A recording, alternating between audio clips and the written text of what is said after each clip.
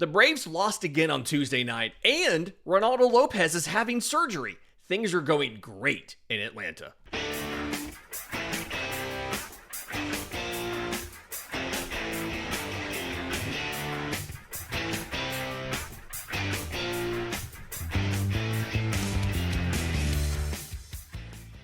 Yes, welcome on in to Braves Today for Wednesday, April 2nd, your source of news, notes, and updates on your Atlanta Braves. I'm your host, Lindsay Crosby. You can follow me on X and Blue Sky at Crosby Baseball. You can follow the show on X at Braves_today. We have a Facebook page and an Instagram as well. And you can find all of my written work, bravestoday.com. That's the Braves Today Substack, as this is both a podcast and a newsletter. And it's a newsletter that's kind of depressing right now. The Atlanta Braves are in, I'm going to just call it a nightmare start, right?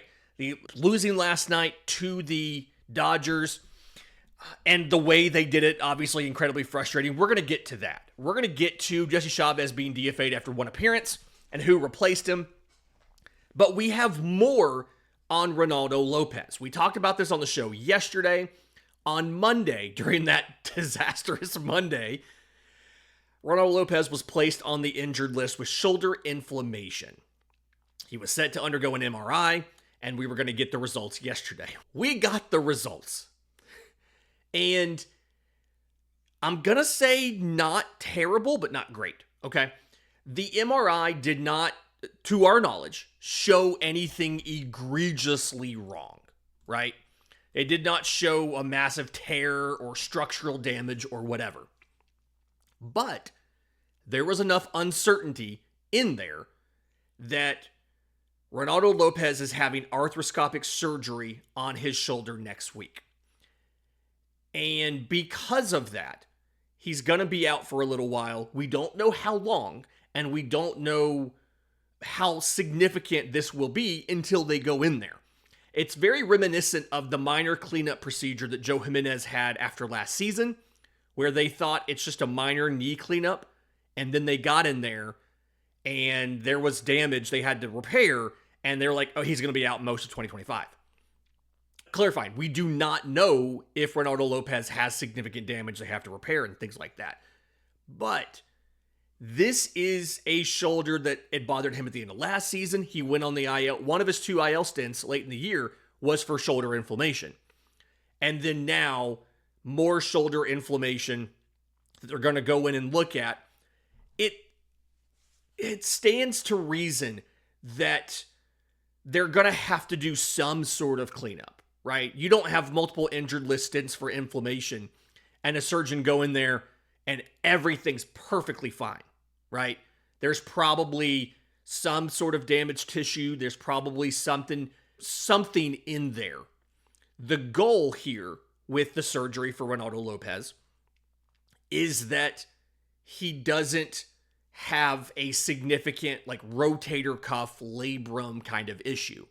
And sometimes things like that may not always show up on MRIs. Maybe it did show up and they have not told us because they don't know the severity of it. We'll see. But he will have arthroscopic surgery next week. It is being done by Dr. Neil Atrache, who is the same surgeon out in LA who did all Ronald Acuna Jr. stuff. He's one of 2 or 3 prominent surgeons that do a lot of baseball work. It's him, it's Dr. Keith Meister down in Dallas, and then it's whoever took over for Dr. James Andrews, who was working out of Birmingham. So, again, the imaging that we know of has not showed anything more than inflammation, but there could be something that's not, either is worse than they realized from the imaging, or is not properly picking up on the imaging. So he'll have that surgery early next week. Snit's quote here, by the way, manager Brian Snitker talked to the media about this yesterday. Quote, they want to go in there and make sure nothing is going on. Whatever that means. We'll know more after he gets that done and they get a treatment plan. So I think the issue here, the concern here, is that he ends up needing some sort of larger shoulder operation. I want to, when it comes to a pitcher, and this might be surprising to some people, I would much rather hear they have to have Tommy John than they have a shoulder issue. And that is because Tommy John is known so much more thoroughly than shoulders are, right? And shoulders are more complex joints. And shoulder injuries have a way of taking a lot longer to heal. And it's just a less common procedure, whatever you're doing in there in the shoulder, than it would be for Tommy John surgery. I'll remind you, Kyle Wright essentially ended up sacrificing his shoulder to win 21 games for the Braves in 2022. He has still not pitched in a major league game. Like, as a baseball fan, as a pitching nerd, shoulders are scary. Kyle Wright made 30 starts for Atlanta in 2022, 180 and a third innings. He went 21-5. And the next year had a 6.97 ERA in 31 major league innings. Spent some time in the minors, rehabbing, some time in Gwinnett. Ended up having shoulder surgery and got shut down. You'll remember they brought him back as a reliever late in the year, and he made 2 relief appearances, and they were like, yeah, this isn't working. And he ended up having surgery, missing the postseason. And then he got traded to the Royals, and he still has not taken the mound in an official game. He has pitched to live hitters, but like, he had a bullpen during spring. He faced live hitters, and then he had the hamstring strain. He's on the IL right now. He still has not pitched normally after a shoulder procedure in 2023. It's been over a year. So shoulders are inherently scary here. And what is frustrating about this, not that there's any way Atlanta could have known, and not that I'm in any way connecting these things, but what is frustrating is when Reynaldo López signed, he signed for 3 years, and Atlanta gave him an extension this offseason. Atlanta, in essence, replaced the 3-year deal with another 3-year deal. And in doing that, they guaranteed his 2027 option. The original deal was an $8 million option for 2027. And when they reworked the deal, they made that a guaranteed year of $8 million in 2027. That was the return that he got in exchange for moving from an $11 million salary this year to an $8 million salary this year. And then they tacked on a club option on the end. So, very unlikely scenario. But if this ends up being a longer-term issue for Reynaldo López, you're still on the hook for more than you would have been had you not extended him early in the offseason. So that's the frustrating part there. Again, it was smart to go ahead and, while you had him on a cheap deal, to lock in another cheap year based off of what he did last year. It is, 2 things can be true at once. That was a smart decision to lock in what felt like, or what was significantly undervalued for production, but it also is now unfortunate if he ends up missing significant time, and that is an if. We do not know. The Braves do expect him to pitch this year. We don't know when he'll be back, obviously. A lot of that depends on how the surgery goes next week, but we'll have more about it next week after the surgery happens and we get a report from the doctors and from everything like that. In his place, Bryce Elder will start tonight. So the good news here is you lose an all-star in Reynaldo López, but you replace him with an all-star in Bryce Elder. So you've got that going for you, which is nice. And on the newsletter, probably tomorrow morning, maybe this afternoon, we're going to drop a thing about where Atlanta's backup pitching starts, their spot starts, their emergency starts are going to come from this season, right? Because we talked about this yesterday. You went into camp with 7 guys. You're now down to 5. Reynaldo López is out of that 7. Ian Anderson was traded. He's out of that 7. Bryce Elder's in your rotation until Strider comes back. And if anybody else misses time, Elder's in your rotation even longer than that. So we're going to break down, here are all of your options for starts in the farm system, where some of the top prospects are, now that we have assignments and we know who is in AAA, who is in AA, etc. Where are your options for starts? Where of your depth pieces, your relievers who may have been starters or things like that, where are they? We'll do all of that on the newsletter. Again, bravestoday.com, completely free, although you are more than welcome to do a paid membership if you choose. In just a second, Jesse Chavez got DFA'd yesterday after one appearance.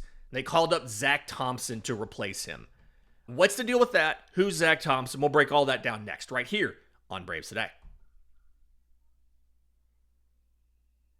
But first, today's episode is brought to you by our friends at Chinook Seedery. You guys have heard me talk about the absolute best sunflower seeds on the market. ChinookSeedery.com is the place to go get all of them. Tons of different options. Your original flavor, just a nice balance of saltiness and sweetness.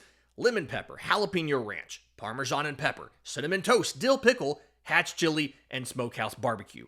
You can get a sampler pack to try all of them when you decide what you do and don't like.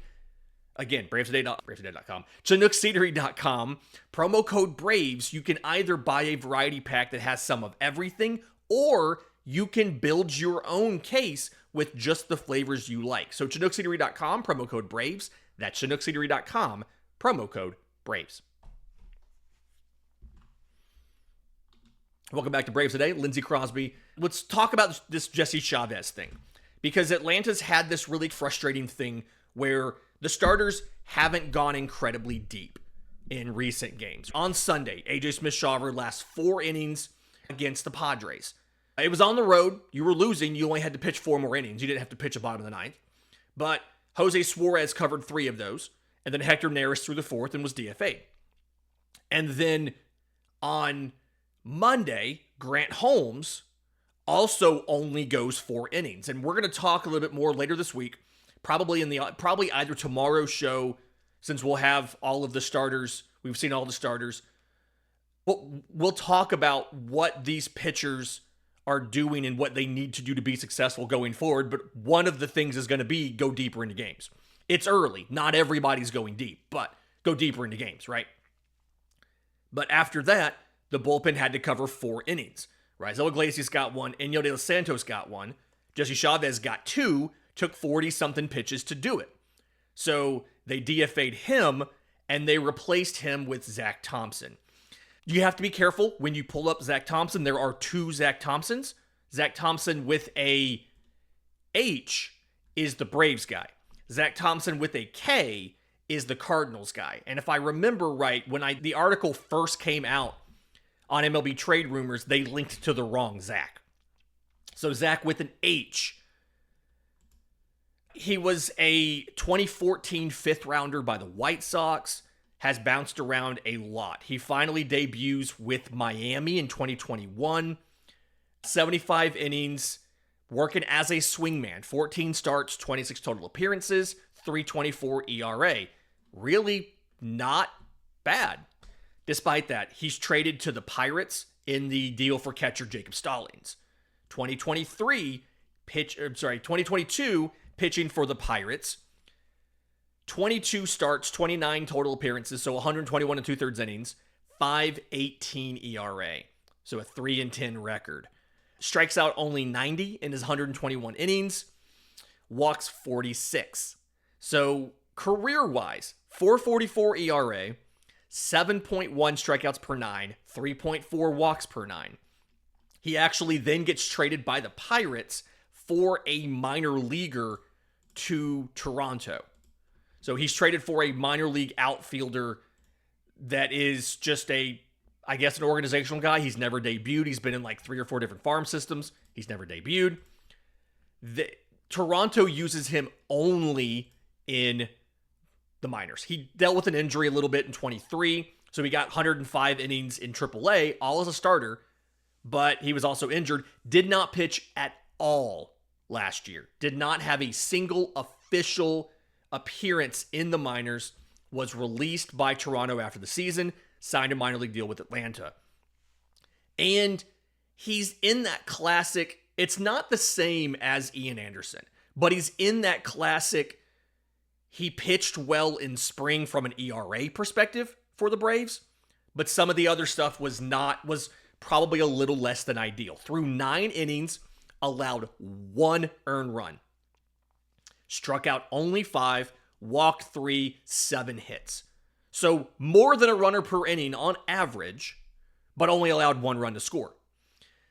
And a lot of that time came in like when there was a good number of major leaguers still in the game. His opponent quality in Baseball Reference, you'll remember we talked about this. It's a 1 to 10 scale. 10 is everybody in the game against you, or every batter you faced was a major leaguer. 5 is everybody was a high A guy. 7's double A, 8's triple A, whatever. His opponent quality was 7.3, which is what you see a lot for major leaguers in spring. They'll face quite a few major league hitters, but they'll also face a double A guy here that'll bring the average down, or maybe 2 double A guys out of their 6 batters faced, and so it brings it down to 7 and change. That's common there. So he faced decent opposition in spring. Again, only 1 run allowed, but 10 base runners in 9 innings.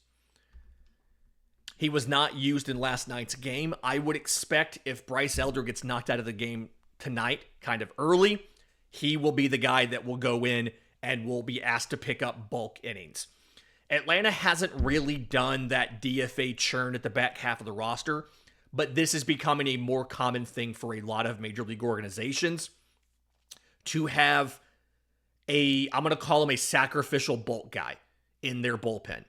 And rather than trying to option somebody down or have that flexibility, find guys with options, they just have a couple sacrificial lambs in the organization that they're willing to DFA after a long outing. The Marlins did a ton of this last year, right? They'd have a guy go 3 innings in relief and they'd DFA him the next day and replace him with somebody else. Sometimes they stick with the organization. Sometimes they don't. It's honestly crappy. It's, hey, we're going to ask you to go in and just pitch your butt off for a couple innings because we're getting beat. And then to thank you, we're just going to DFA you out of the organization. So that's a tough look there, right? But that is a possibility here. Because last night the Braves used Pierce Johnson, Dylan Lee, Daisy Hernandez. We're going to get to last night's game. So don't expect a ton out of Zach Thompson. I also wouldn't expect him to be here long. MLB, like beat writer Mark Bowman of MLB.com made a joke and said, don't buy the jersey just yet. He may not make it back to the home opener on Friday. We'll see what happens tonight with Bryce Elder. Speaking of, let's get to what happened last night and what to expect today. We'll do that next, right here on Braves Today. Welcome back to Braves Today. Lindsay Crosby, final segment here, breaking down the game last night, what happened, what to expect today. This sucks. Let's just be honest up front. This sucks. They're 0-6. They can't reliably score. They can't hit with runners in scoring position. It is very likely that the Braves are 0-7 heading into the home opener. Atlanta is the only winless team in the majors, right? Everybody else, the Brewers didn't have a win before yesterday. The Twins didn't have a win before yesterday. They both got on the board. Atlanta is the only winless team in baseball. And we're going to do a deep dive on the offense.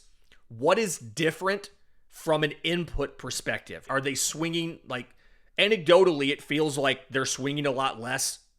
They're also taking more in the zone, which is not really what I want to see. We're going to get to all of that probably tomorrow. Tomorrow may be a pretty loaded show. We'll see what happens. But, like, it's pitching's one day, offense is one day. That might be Thursday, Friday, how that works. But last night's game, Atlanta takes an early lead. And shout out Mookie Betts. The only reason Atlanta scores is because Mookie Betts commits an error. Thank you for your service, Mookie Betts. There's 2 other shortstops on your team better than you. Thank you for insisting on playing shortstop. And the fun part is Brian De La Cruz smoked one up the middle.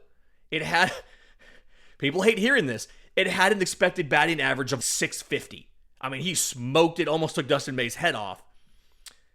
And not only was it an out, a forced out at second, it would have been a double play if anybody but Mookie Betts was playing shortstop for the Dodgers. If Miguel Rojas was at short, if Tommy Edman was at short, it's a double play. And instead, it ended up being a throwing error, and Marcell Ozuna scores. So you don't get the hit with runners in scoring position. Atlanta is now 1 for 34 this season. And And there was some quotes from Brian Snitker last night that are not going to persuade anybody one way or the other, right? If you're frustrated with Snit and the lack of fire on this team, these quotes aren't going to help. If you are looking for an explanation and not to convey blame, these aren't going to help. Here's what he said. Shout out to friend of the show, Justin Toscano of the AJC, for getting these to us. Quote, "I can't explain it. I'm sure they're pressing. That's human nature, is to press when everybody wants to be the guy. You can look out there. They're not taking it on defense, that's for sure. They're playing great, and that's why they're really good players, because they can hit and they can play good defense." The defense arguably was very good, right? Austin Riley made some awesome plays. Matt Olson was picking it first. The thing you really can't argue about is the infield defense right now. It is very good. Nick Allen made a good play yesterday. I still think he probably plays more over Orlando Arcia. You did miss out on a double play from Ozzy Albies. That's a conversation we're going to have for probably an off day next week or something about the Ozzy Albies problem. I'll get to that in a little bit. But there's more quote here. "Every year I've ever been in this thing," which is a lot of years for Snit, "it's happened to us every year I've been here. When you get in ruts like that, everybody wants to be the guy and they all try too hard. The best thing that can happen to them is to knock a run in and relax it, and eventually it will. It hasn't yet, but eventually it will." He's right on all of that, but it's not satisfying to hear. Snit is right that everybody is pressing. They were doing it last year, too, when Kevin Seitzer got fired and he talked to David O'Brien of The Athletic. That's what he said, was all of the struggles were mental. Everything they were dealing with was mental. Because everybody was pressing, and I'm paraphrasing now, everybody was pressing trying to be the guy because there were so many other injuries and guys underperforming that they were all trying to do everything all at once. And the next guy you hire, it's got to be somebody who can get through to them, who can break that. Paraphrasing is what he said. And what Snit just said is the same problem is still going on. Everybody's pressing, trying to be the guy. I guarantee you they know that they are 1 for 34 with runners in scoring position. They are aware that they are 0-6. And I think the issue we have here, and by we, the collective fan base who is angry at the Atlanta Braves, and is angry at Snit and all of that, is none of the public statements that we get from Snit or anybody are calling anybody out and are fiery, right? And we're not seeing guys yell at other guys in the dugout on the broadcast. And so it's very easy to assume, especially if you're wanting to do this, you're trying to validate your opinion, it's very easy to assume that everybody's just kind of laid back and cool with this. And having been in that clubhouse, I am pretty comfortable in saying that nobody's okay with it, and they're having conversations about it. And people are leading those conversations and talking about what needs to be done and rallying the guys. The issue here, again, we don't see any of that. They don't do those conversations when the media is in the room, right? The only guys who are in the clubhouse are guys who are willing to talk to the media that day. And they understand that, hey, we got to have a couple guys go out there and talk to the media, right? So a couple of you guys are going to go in the clubhouse during media hours and talk to the media. You're going to answer questions. After the Profar thing on Monday, it was Olson and Riley. Those were the guys that kind of stepped up in the clubhouse and said, yeah, we'll talk to the media about what happened with Profar, our thoughts and all of that. Those kind of conversations happen before the media gets in there. Those kind of conversations happen after the media leaves. Those kind of conversations happen after the game before the media comes in, things like that. So two things can be true at once. There's some accountability and those conversations are happening. Again, I've been in that clubhouse. I've talked to some of those players. I'm confident they're having these conversations about what we have to do to be better. But because all of us, including me, don't see it either have a audio clip of a guy talking about it, or have somebody say, yes, I led a conversation, I called a players only meeting, whatever, and we don't see that fieriness in the dugout, and we don't have Snit calling guys out in the media, which is not his way of doing things, it's very easy to just assume that everybody's just cool with whatever's happening, that they're all just chill, and you're like, oh, it's a long season, we'll be fine. That's frustrating. That is absolutely frustrating. And there are people who have checked out. They're like, hey, I'm not watching this crap. I'm done. And you know what? I get that. I personally don't think it's a smart decision. I'm not giving up on the team, but I understand why people would be frustrated. And I can't promise everything's going to fix itself on whatever date, because none of us know that. I don't think the players know that. If I could tell you exactly when the Braves are going to fix this, Alex Anthopoulos would probably hire me right now. But I am confident that there's enough skill in that clubhouse where this is going to get better. It is a generational run of bad luck, of awkward approaches while they're trying to transition to a new way of doing things. And things will improve. People get frustrated when they hear this, but Atlanta had 10 hard hit balls yesterday. 10. You know how many were hits? 2. Matt Olson hit a double that was 390 feet, and it was off the wall. Came off his bat at 105.5. Mookie Betts hit a home run that was 97.7 miles an hour off the bat and went 369 feet. But because his went to left and Olson's didn't, his was a 2-run home run. Olson's was just a double off the wall. Eventually, this is going to normalize. It does not feel like it. Eventually, this is going to normalize. We talked about the batted ball quality last year, right? Where Atlanta struggled. They ended up hitting exactly the MLB average for hard hit balls as far as the batting average goes. They had a 490 average on batted balls, on hard hit batted balls last year. MLB average was 490. It did eventually normalize. None of that is reassuring if you're mad at this team, and I understand that. And as long as you don't get mad at me for trying to explain, that's all I care about. But I'm not giving up on this team because I've seen how hard they're hitting the ball. I've seen how well they're still playing defense every single day. I know there's reinforcements on the way. It is going to get better. It doesn't feel like it, but it is. This has been Braves Today for Wednesday, April 2nd. You're listening on audio. Do us a favor. Leave us a 5-star review. If you're watching on YouTube, subscribe to the channel. Hit the notification bell so you know when we drop the next episode. Maybe also leave us a 5-star review. That'd be super awesome. Until next time, this has been Braves Today.